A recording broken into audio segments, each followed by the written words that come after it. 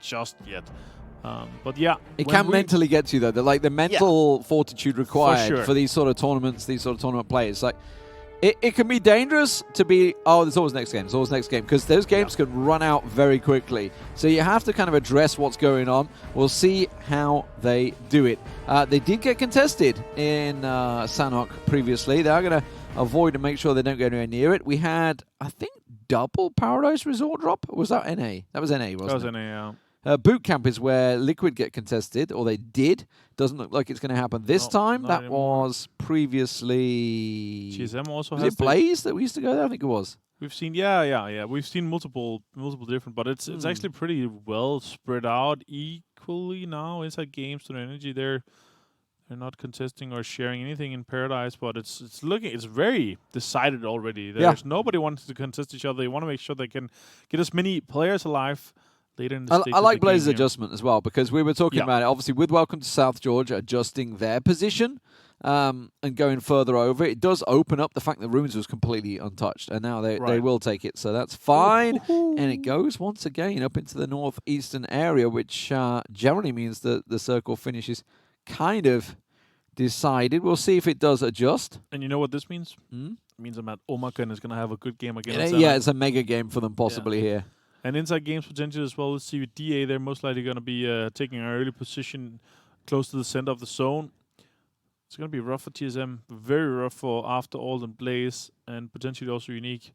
We'll see how the rest of the guys they're going to fare further into the game. But there's two things I wanted to say while we were talking about TSM. Yep.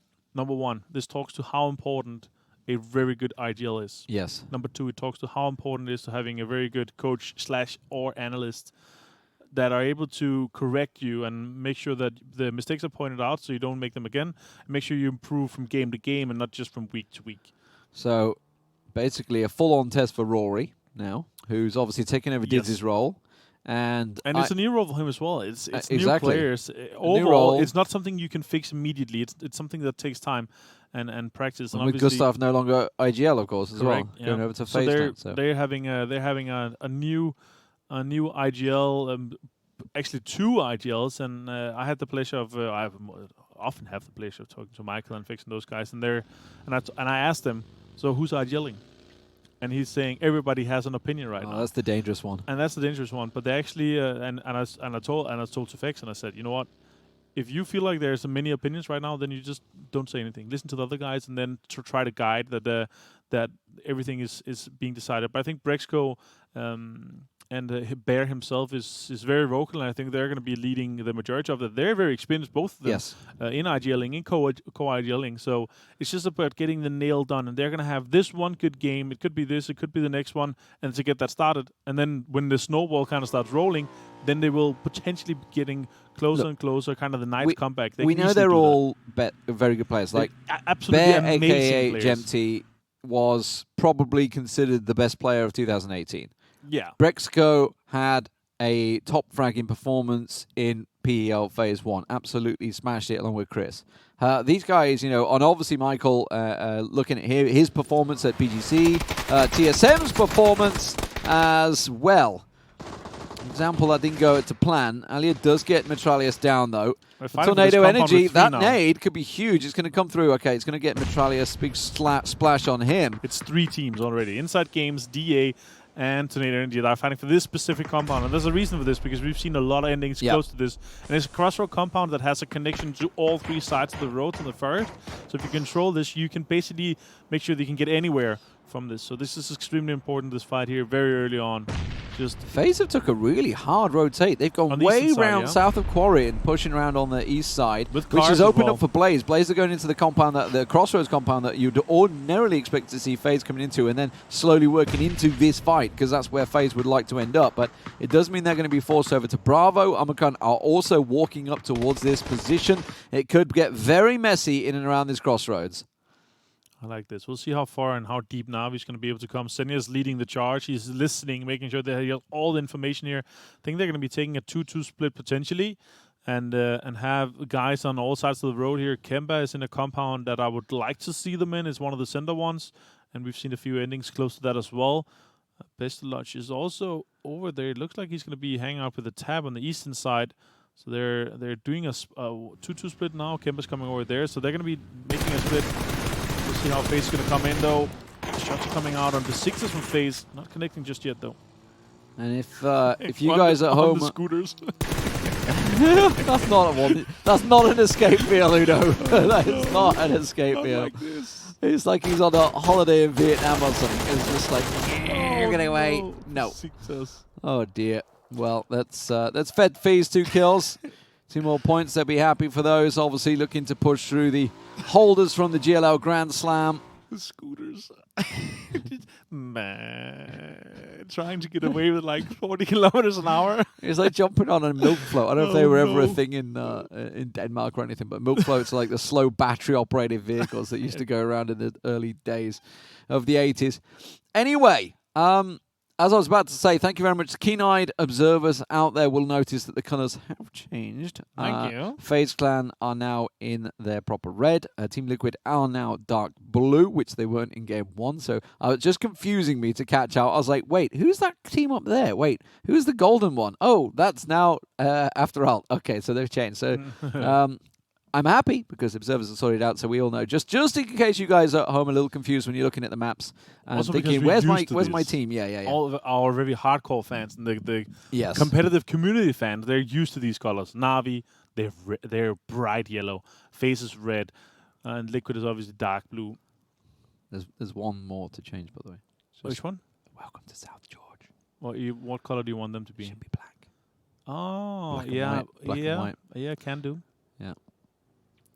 But anyway. There's too many blue. Well, as technically, they should be dark green, like the color of the old jerseys they had, right? The Right. PGI jerseys. Yeah, but the logo, you always would want look the horrible, logo though, wouldn't to it? be Yeah, it you would want the look logo horrible. to be kind of look good in game as well. Yeah, which it does fine. It's fine. We'll ask Dofus what color he wants it to be. He probably has Yeah. what's the color code? He's probably called? got the color. Yeah, The exact color The coding. exact stuff. point. Yeah.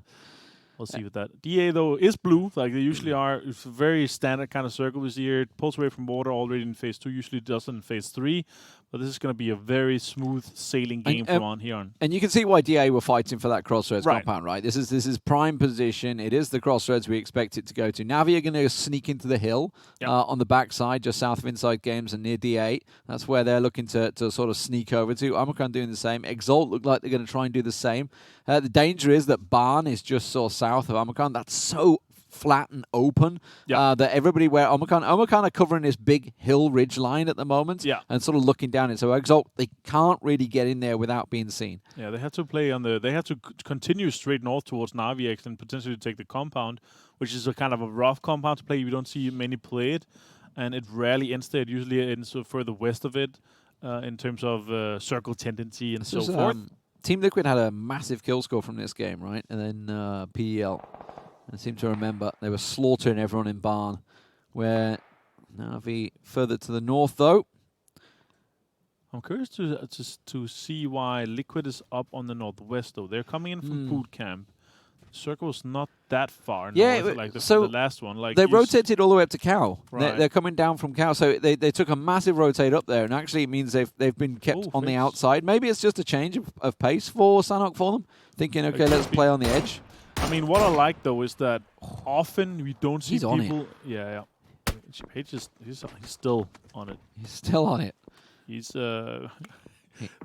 yesterday, like some of the guys they were asking like. So, Iro Page, I want to know what do you eat, what do you wear, what's the hair gel, what's the pack of smokes, literally everything. What have you done? What have you changed the last couple of weeks? Who's gonna find Shift though? That is Exalt and FaZe potentially fighting quite early while the second circle is closing. So that's what we were talking about. Exalt, they couldn't go through Barn because they'd go straight into Omicron, and they are taking shots from Omicron as well, which has forced them over to the east and straight into FaZe Clan. Not a place that anyone really wants to be. FaZe Clan themselves, they can't really go too far north because Camp Bravo's there, and you can see Besiktas are there, so they're going to come across. They have to play on the ridgeline north of the warehouses here where Gustav is coming in. By the way, birthday boy on your screen there, Fuzzface, having his birthday. Jazza as well, having his birthday. We'll see him later on tonight. Yeah, Fuzz. Congratulations, big boy. He looks like he's turning 35, but it's actually 24, I think. He's from... Or is it 20? Yeah, it's 24 because he's 1994. Yeah, Jazza just turned 20 today, didn't he? Yeah. So young whippersnappers. I mean, he looks 35 because of the massive beard, obviously, for his face, not because of his beautiful face. He's a very good looking. He's done his military service and everything. He's lived a life already at only the age of 24. But yeah, he has the life experience of 35-year-old. He does. Yes, that is very true. And he's won a lot of money in PUBG. Oh yeah, I think he's still top. I think he's still top 10. Yeah, definitely. I mean, he won the one-on-one, which wasn't massive money ages ago. But it's just it gives to that only player, yeah, so like it's not a team that goes up with that. But yeah, he's definitely one of the longest-standing professional players in PUBG. I'm happy that he's been able to perform for so long. It's such a bizarre run as well, because he obviously came in originally as a stand-in for FaZe Clan, and then ended up, becoming. No, didn't they get him directly from Kinguin? Actually, I think they did. got him. Yeah. But he was I'm not sure I can share the story though. Right. Yeah. I think exactly. Yeah. For when Meteor can go to. He's 9th actually. Boom, Nuki. Goodbye, Pog gets one. Jupsik gets the second. Zampeak, meanwhile, in the north has taken down Trash as well and got the knock on him. Exacta Poggage getting destroyed here. Sun's the last man standing for them. Going to try and toss a nade out, but Nuki has you dead to rights. I thought he actually would have finished him there, but instead let the nade come out, and now we'll finish him. And that was destruction. Sound Boys 4 easy points for them on the northeast, and they have kind of a lot of space to start playing towards here. Na'Vi, they are playing further towards the middle. Question is, are they going to have two guys playing anchor in the compound behind them and have Senya and Bestelach up in front? Look at this massive rotate Welcome South George have taken. They were up north by Tatmark Way. They're now down south by TSM. They've come all the way around the western edge now. Now, Team Liquid are doing the same. They are mirroring it. They are tracking in behind Welcome to South George. So, Welcome to South George, if they don't get involved, they're trying to push in on TSM. This is the ridge line, the only one they can really approach on this one into TSM. Right. TSM themselves are playing, obviously, probably pretty safe right now because they've not got a lot of points. But they're going to be careful that Team Liquid don't also come on them. Meanwhile, Gustav just been picked off by Besiktas. The Sauna Boys actually moving into Camp Bravo as well. Yeah, Besiktas was the two guys that lost the players. Now Unique as well. Fighter coming out. Fix is going to take down Arrow. Well, that's an ironic combo right there. The man that replaces him. And Iro does go down, and it is a tricky approach to get into that compound. Welcome South George are going to continue further south. So Vard's kind of trapped there. The rest, though, are going to continue around, and they're actually going to bump into the back of these, which is Unique and Exalt engaging. Yeah, Monkey's going to find a doozy now. Unique and an Exalt here. Going to find a Pokemon though as well. Fights are going to coming out. Play with me and stand in. The last two players standing right now. Play with me is down to nothing. Exalt has the upper hand in this fight right now. Shots are coming out. Udio's going to find stand-in. Only now down to 1 now. Oh, that is Unique out. Well played by Exalt here. They're losing Monkey, though, but he did get 2 kills before it happening. They're on 4 in total. So 3 guys alive for Unique on the southeast side. They have a lot of space to work with, depending on what route they take there. You can see on the map, they can go on the eastern side between Barn and the warehouse kind of compound where it phases. We'll see how they're going to fare further into. And Vard has infiltrated TSM's compound. It doesn't look like they're aware, though. But Miraku and Mexi down there are way out. Liquid and Blaze right now. Mexi, they're forcing their way in on Blaze. They didn't want to continue further south, so it's an open run through the trees. They've got to hope that Blaze don't have too much peeking. They've got a really nice spread, and James has got himself up to that compound already, so they have themselves the smallest bit of cover. Ibi's going for the left flank. Coming around the side. This is a really nice move from Team Liquid. Let's see if it pays off. Oh, Lipson, CZB. And now the other guys just have to peek once and he can take him down easily. He has an idea that Lass is here. Smoke. I love this. Early smoke. Make sure that he can peek out of that exact window, which is the one that have the off angle to him. Lul, the Mert is going to take down Sampeak, though. It's coming in from Mexi. This is a good nade. Look at Omakhan. The circle's moved, and Omakhan absolutely have the center compound. Perfect position for them. That's why Welcome to South George. We're trying to squeeze in on TSM because that's the sort of opening.